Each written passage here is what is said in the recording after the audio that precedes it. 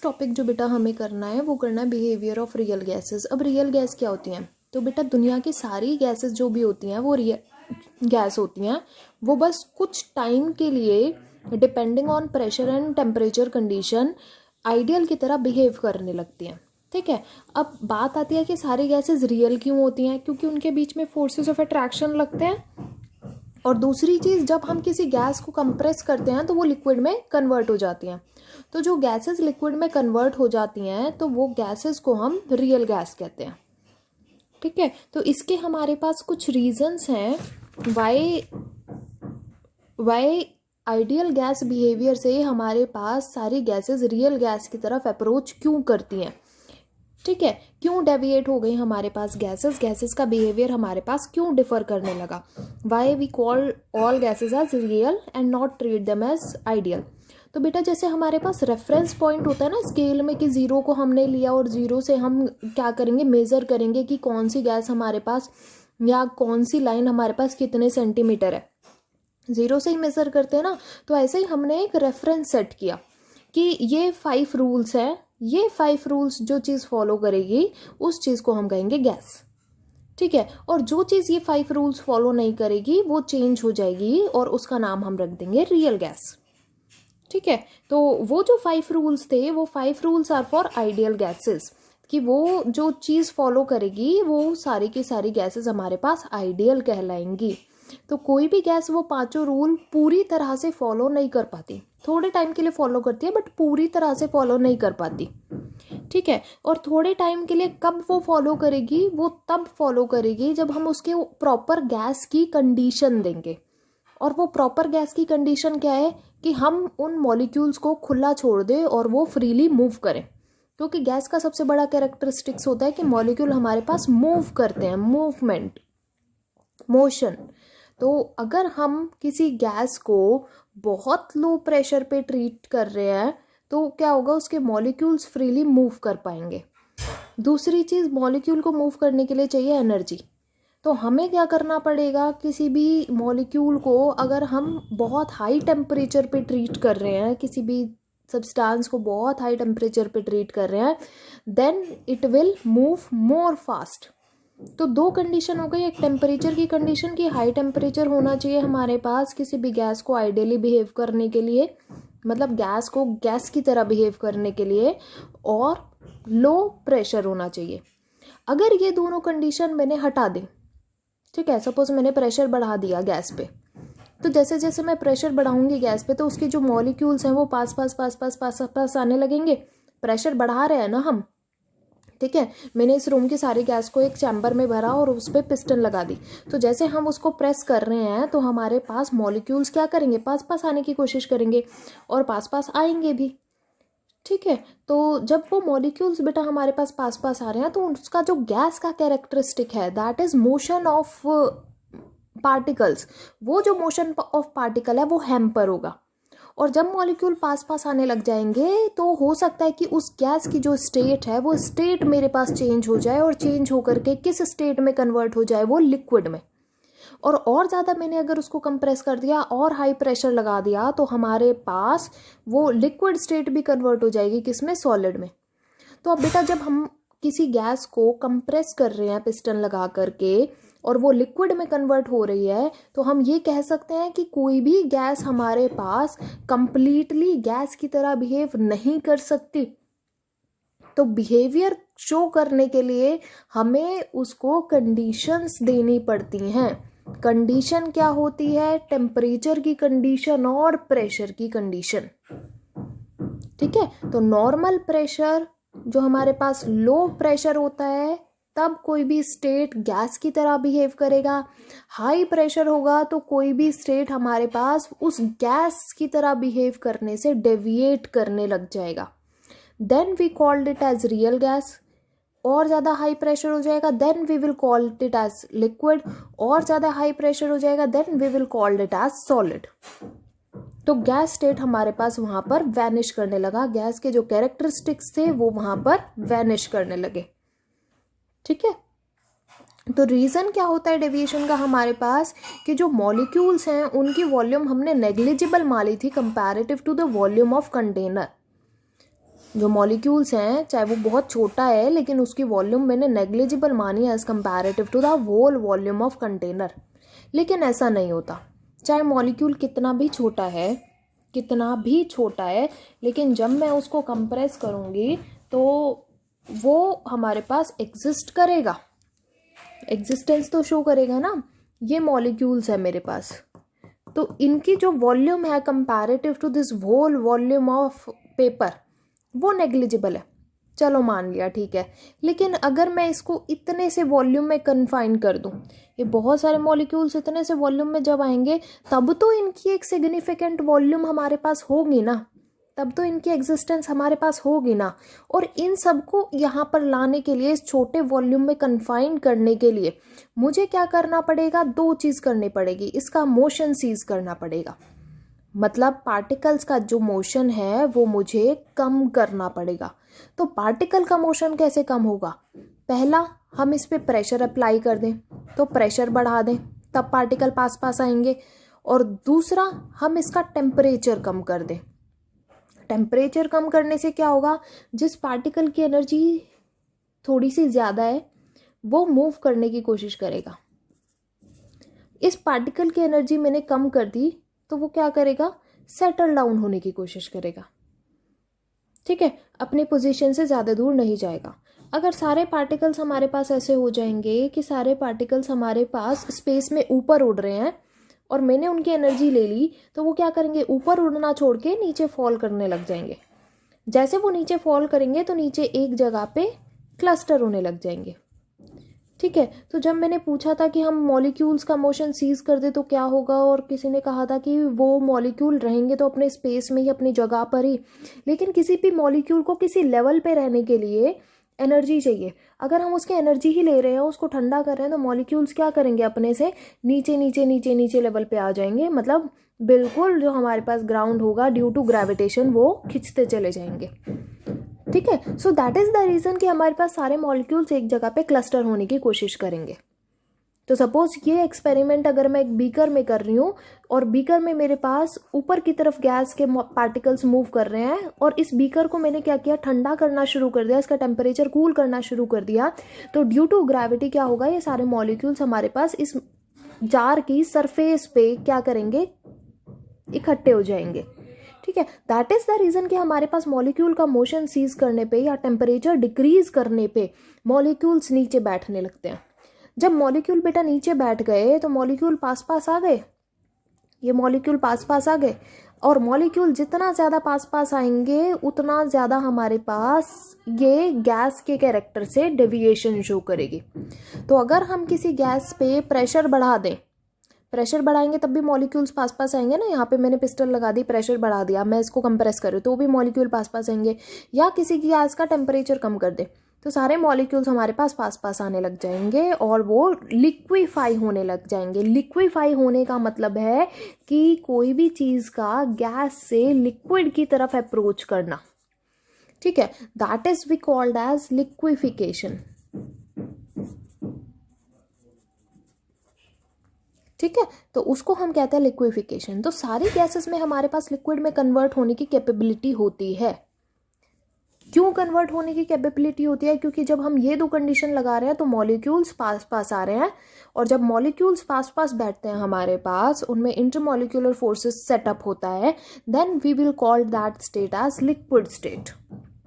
ये चीज़ मानते हो नहीं मानते हो, लिक्विड का सबसे पहला कैरेक्टरिस्टिक हमने क्या पढ़ा था, उसकी एक हमारे पास शेप नहीं होती लेकिन उसकी एक डेफिनेट वॉल्यूम हमारे पास डेफिनेटली होती है, ठीक है। दूसरा पॉइंट हम लोगों ने पढ़ा था कि उसके बीच में इंटरमॉलिक्यूलर स्पेसेस बहुत कम होते हैं, तो मॉलिक्यूल के बीच में इंटरमॉलिक्यूलर स्पेसेस तो ऑलरेडी बहुत कम हो गए। तीसरी चीज़ हमने पढ़ी थी कि उसके बीच में हमारे पास इंटरमॉलिक्यूलर फोर्सेस ऑफ अट्रैक्शन ज़्यादा होते हैं कंपैरेटिव टू गैस।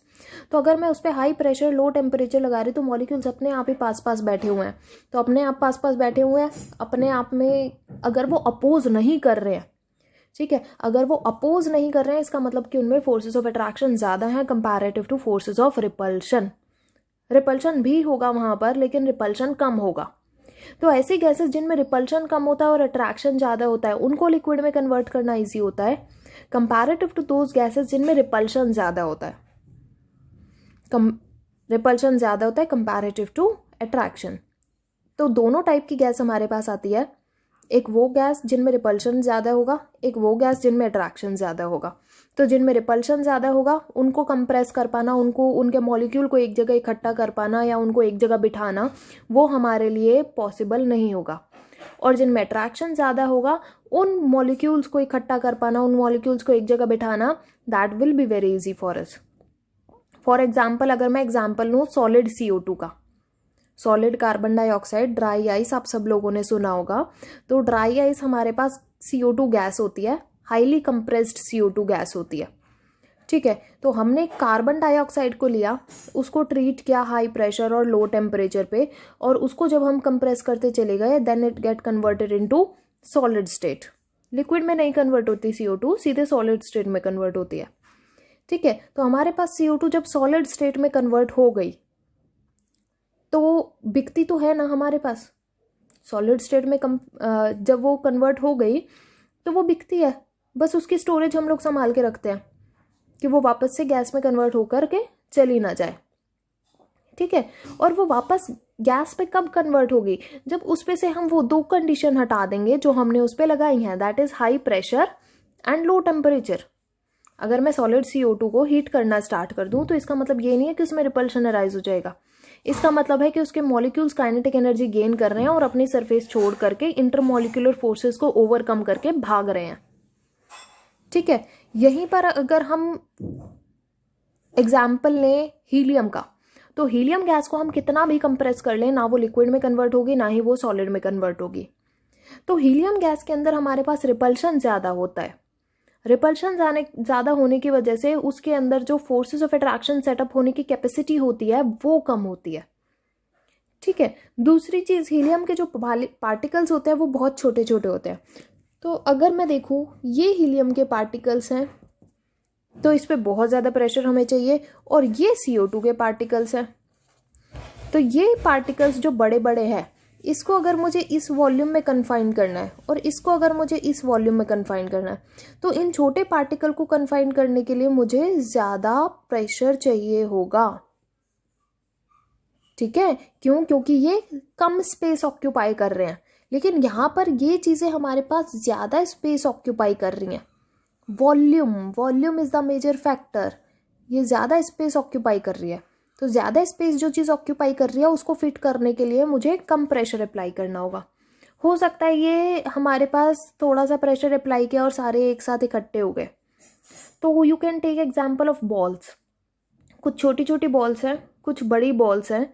तो जो छोटी बॉल्स हैं उनको एक जगह पर रखने के लिए हमें ज़्यादा बॉल्स एक कम स्पेस में ऑक्यूपाई हो सकती है, ठीक है। और जो बड़ी बॉल्स हैं उनको रखने के लिए बहुत कम बॉल्स ऑक्यूपाई करेंगी ज़्यादा स्पेस। तो हमारे पास इसका मतलब ये हुआ कि हमने 4 बॉल में ही वो स्पेस भर दिया, तो हमने वर्क डन वहाँ पर कम किया, प्रेशर वहाँ पर कम लगाया, ठीक है। और ये छोटा सा स्पेस हो सकता है 1000 ऑफ बॉल यहाँ पर आ जाएं, तो प्रेशर हमने यहाँ पर ज़्यादा लगाया, वर्क डन हमने यहाँ पर 1000 बॉल्स के लिए किया। यहाँ पर जो वर्क डन है हो सकता है वो सिर्फ 4 बॉल्स के लिए किया हो, ठीक है। तो वर्क हमारे पास जो है,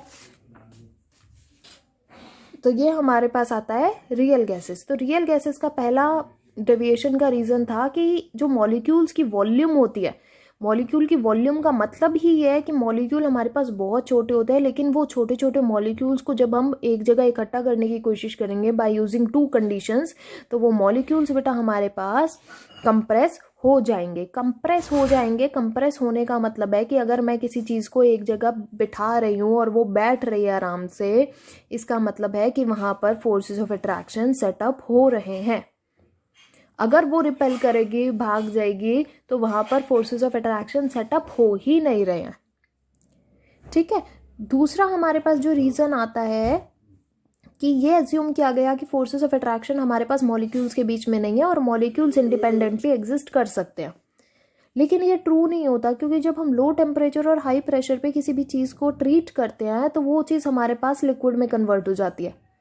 तो अगर वो गैस मेरे पास लिक्विड में कन्वर्ट हो रही है, इसका मतलब क्या है कि उसमें फोर्सेस ऑफ अट्रैक्शन कहीं ना कहीं थे, लेकिन छुपे हुए थे, जैसे ही मॉलिक्यूल्स ने एक दूसरे को अप्रोच करना स्टार्ट किया, उनके बीच की डिस्टेंस कम हुई, तो डिस्टेंस कम होते ही हमारे पास उनके बीच में फोर्सेस ऑफ अट्रैक्शन बढ़ने लग गए। पढ़ा था आपने, एक चीज़ मैंने पढ़ाई थी आप लोगों को, dipole forces, dipole induced dipole forces. तो उसमें फोर्स की एनर्जी लिखी थी या रेंज लिखी थी। तो वो फोर्स कब एप्लीकेबल होंगे? वो फोर्स ऐसे ही नहीं एप्लीकेबल होंगे कि एक गैस का मॉलिक्यूल मेरे पास इंडिया में है, दूसरे गैस का मॉलिक्यूल यूएसए में है, तो वहाँ पर भी वो फोर्सेज मेरे पास एप्लीकेबल हो गए। वो फोर्सेज हमारे पास तब एप्लीकेबल होंगे जब वो मॉलिक्यूल हमारे पास 1/r⁶ की रेंज में है। तो मॉलिक्यूल्स के बीच में फोर्सेस ऑफ अट्रैक्शन अपने आप सेटअप होने लग जाएगा due to the motion of electron, जो कि हमने डिस्पर्जन फोर्स में पढ़ा था। ठीक है, तो ये हमारे पास दो रीज़न है डेविएशन के कि क्यों हमारे पास डेविएशन होती है किसी भी गैस की फ्रॉम आइडियल गैस बिहेवियर।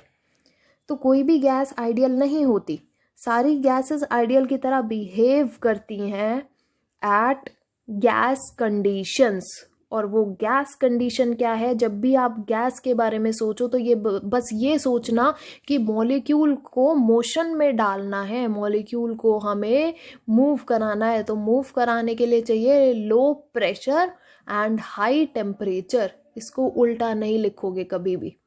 अगर इतनी चीज़ समझ लोगे कि गैस कैसे बिहेव करेगी गैस की तरह, गैस की तरह ज़्यादा कैसे बिहेव करेगी जब उस पे से रेस्ट्रिक्शंस हट जाएंगी। लेकिन अगर हमने उस पे रेस्ट्रिक्शंस लगा दी, मतलब प्रेशर लगा दिया और उसका टेम्परेचर कम कर दिया, उसको हम फ्रीज करने लग गए, ठीक है, उसके मोशन को सीज करने लग गए, तो वो चीज़ हमारे पास टूवर्ड्स लिक्विड अप्रोच करेगी। और जैसे ही कोई चीज़ टूवर्ड्स लिक्विड अप्रोच करने लगती है तो उसके गैस कैरेक्टरिस्टिक्स ख़त्म होने लगते हैं। तो आई होप इतनी चीज़ आप लोगों को क्लियर हो कि हम क्यों आइडियल गैस और रियल गैस की यहाँ पर बात कर रहे हैं।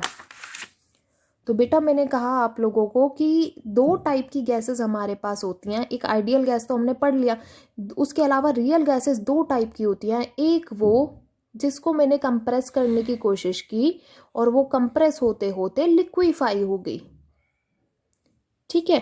तो ऐसी गैसेस मोर कंप्रेसिबल होती हैं कंपैरेटिव टू आइडियल गैस। क्यों? क्योंकि उनमें अट्रैक्टिव फोर्सेस बहुत ज़्यादा लग रहे होते हैं। और दूसरी ऐसी गैसेस मैंने आपको बताएं जिनमें रिपल्सिव फोर्सेस ज़्यादा लगते हैं, जिसकी वजह से हम उनका स्टेट बहुत इजीली कन्वर्ट नहीं कर सकते, ठीक है। और मोस्टली ये गैसेस कौन सी होती हैं जिनमें रिपल्सिव फोर्स ज़्यादा लगता है। अब हमें कैसे पहचान होगी कि रिपल्सिव फोर्स ज़्यादा लग रहे हैं? हमें पहचान होगी कि बेटा वो जो मॉलिक्यूल हैं उनका साइज बहुत छोटा होगा। तो अगर आप चेक करो CO2 और CH4, CO2 इतना बड़ा मॉलिक्यूल, CH4 इतना बड़ा मॉलिक्यूल, तो CO2 और CH4 दोनों ही बड़े बड़े मॉलिक्यूल है मेरे पास। लेकिन अगर मैं H2, हीलियम, नाइट्रोजन की बात करूं तो सारे हमारे पास सेकेंड पीरियड के एलिमेंट से बने हुए हैं, छोटे छोटे मॉलिक्यूल्स हैं, ठीक है। तो छोटे छोटे मॉलिक्यूल्स जो होंगे उनमें रिपल्सिव फोर्स हमारे पास ज़्यादा होगा और उनको लिक्विफाई कराने के लिए, उनको लिक्विड में कन्वर्ट कराने के लिए, उनको डेविएट कराने के लिए, ठीक है, हमें क्या करना पड़ेगा? बहुत ड्रास्टिक कंडीशन देनी पड़ेगी, मतलब बहुत ही ज़्यादा हाई प्रेशर देना पड़ेगा, ठीक है। तो जो लिक्विड नाइट्रोजन हम यूज़ करते हैं या लिक्विड हाइड्रोजन हम यूज़ करते हैं, वो बेटा बनाने के लिए हमें बहुत ही ज़्यादा हाई प्रेशर देना पड़ता है इन गैसेस को, तब इनके मॉलिक्यूल्स सेट हो पाते हैं, क्योंकि इनमें रिपल्शन ज़्यादा है, ठीक है। तो लिक्विड नाइट्रोजन आपको पता है कहाँ पर यूज़ करते हैं, लिक्विड हाइड्रोजन आपको पता है कहाँ पर यूज़ करते हैं, तो दोनों चीज़ you know it very well. तो बेटा प्रेशर और वॉल्यूम का जो कर्व मेरे पास आता है वो इस तरह से आता है आइडियल गैस के लिए, और इस तरह से आता है रियल गैस के लिए, ठीक है। यहाँ पर आप लोग इन दोनों को कंपेयर कर सकते हो। नेक्स्ट हमारे पास कंप्रेसिबिलिटी फैक्टर। ये जो कंप्रेसिबिलिटी फैक्टर होता है हमने पढ़ा PV is equals to NRT। तो PV डिवाइडेड बाय NRT अगर मैं कर दूं तो वो 1 आएगा आइडियल गैस के लिए, तो उसको मैंने लिख लिया Z। अगर ये Z इज इक्वल्स टू 1 है तो Z और P के ग्राफ के बीच में हमारे पास ये लाइन कांस्टेंट आ जाएगी कि मैं P कितना भी वेरी कर लूँ, उस पर कितना भी प्रेशर लगा लूँ, तो वो कंप्रेसिबिलिटी फैक्टर मेरे पास 1 ही रहेगा। कितना भी प्रेशर लगा लूँ वो गैस मेरे पास कंप्रेस नहीं होगी। और ऐसे गैस को हम कहते हैं आइडियल गैस, जो हर कंडीशन पे लिखा है ना, अंडर ऑल कंडीशन। सबसे मेजर पॉइंट क्या है, सारी चीज़ पढ़ ली, लेकिन जो बिहेवियर होगा that should be gaseous under all condition of temperature and pressure. अगर कोई चीज़ गैस है तो वो दुनिया के सारे टेम्परेचर पे, दुनिया के सारे प्रेशर पे गैस की तरह बिहेव करनी चाहिए, तब वो आइडियल गैस है। तो ये तो पॉसिबल ही नहीं है ना। इसीलिए हमारे पास आइडियल गैस बिहेवियर से जो गैसेस हैं वो डेविएट कर जाती हैं, and then we call them as real gas. तो एक ही गैस का नाम आइडियल हो सकता है, एक ही गैस का नाम रियल हो सकता है अगर वो गैस की तरफ ज़्यादा अप्रोच कर रही है, मतलब लो प्रेशर हाई टेम्परेचर पे ट्रीट हो रही है, देन इट इज़ आइडियल। अगर वो हमारे पास high pressure and low temperature पे ट्रीट हो रही है, then we will called it as real gas. ठीक है, तो ऐसी हमारे पास गैसेस जिनको हम ज़्यादा कंप्रेस कर सकते हैं, ज़्यादा कंप्रेस कर देंगे तो बेटा उनकी वॉल्यूम हमारे पास कम हो जाएगी, तो वहाँ पर Z हमारे पास लेस देन 1 होता है। लेस देन 1 जहाँ पर होगा वहाँ पर फोर्सेस ऑफ अट्रैक्शन ज़्यादा and the gas is more compressible. ठीक है, तो ऐसी गैसेस मेरे पास आती है मीथेन, CO2, O2 की जैसे जैसे प्रेशर अप्लाई करते चले जाएंगे बेटा हमारे पास, तो उनका Z कम होता चला जाएगा। ठीक है, लेकिन उसको एक रेंज तक ही हम कंप्रेस कर सकते हैं। बहुत ज़्यादा कंप्रेस करने की कोशिश करेंगे then it will get converted into liquid, और जैसे ही गैस लिक्विड में कन्वर्ट हो गई तो ये सारी कहानी हमारे पास ख़त्म। क्यों? क्योंकि ये जो स्टोरी हम पढ़ रहे हैं सारी, ये गैस के लिए है, लिक्विड के लिए नहीं है। तो लिक्विड पे अगर आप सोचो PV is equals to NRT लगा दे, या वॉन्डर वॉल इक्वेशन लगा दे, रियल गैस की इक्वेशन लगा दे, या ये कर्व लगा दे, ज़ीरो, स्टेट ही चेंज हो गया ना। स्टेट चेंज हो गया, नए लॉज आ गए, नई स्टोरी आ गई, नई कहानी आ गई, नए तरीके से बिहेव करेगी। ठीक है, तो कब तक ये लॉज एप्लीकेबल होंगे हमारे पास गैस पे? जब तक वो गैस गैस है। और अगर Z हमारे पास ग्रेटर देन 1 है, वो गैसेस हमारे पास हाई रिपल्सिव फोर्सेस शो करती हैं, मींस लेस कंप्रेसिबल होती हैं than the ideal gas. And for example हमारे पास H2 आता है, N2 आता है, हीलियम आता है, तो ये छोटे छोटे मॉलिक्यूल्स हमारे पास जो होते हैं उनके लिए Z ग्रेटर देन 1 होता है, तो उनका ग्राफ हमेशा हमारे पास 1 से ऊपर रहेगा। ठीक है, इसका मतलब वो आइडियल गैस को क्रॉस कर रहे हैं, Z 1 से ज़्यादा है, इसका मतलब उनमें रिपल्शन ज़्यादा है। Z से कम है, Z 1 से कम है, इसका मतलब उनमें अट्रैक्शन ज़्यादा है। ठीक है, अब बात आती है कि हमारे पास कोई भी गैस जो है, जो अभी तक हमने पढ़ी, वो आइडियल गैस के बिहेवियर से डेविएट हो गई तो PV is equals to NRT follow नहीं करेंगी। अगर PV is equals to NRT follow नहीं कर रही, गैस लॉ फॉलो नहीं कर रही, gas law PV is equals to NRT is combination of all gases law, अगर वो गैस लॉ फॉलो नहीं कर रही तो क्या फॉलो करेंगी? तो वहाँ पर हमारे पास कुछ करेक्टेड इक्वेशन आती है PV is equals to NRT की, एक नई फॉर्म आती है जिसको हम रियल गैस इक्वेशन कहते हैं, and we also use to called it as van der wall equation. तो ये जो वॉन्डर वॉल इक्वेशन होती है बेटा, ये हम लोग नेक्स्ट वीडियो में कंप्लीट करेंगे।